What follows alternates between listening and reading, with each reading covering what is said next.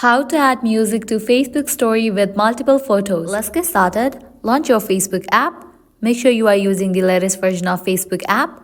You will land to the home page. Now over here you will find this option of create story. Click on it. With that your gallery will open up. Now over here you will see the option select multiple. Click on it. Now you are able to select multiple photos. After you are done selecting the photos, click on next. With that you will get this option post as separate stories, photo collage or clip mashup. You can click on this option of separate stories. Now at the top right of the picture you will find the option of edit. Click on it. At the right corner you're gonna find different options. Click on the option of music. Now here you're gonna get tons of music options. You can choose any of the music or also you can search for it.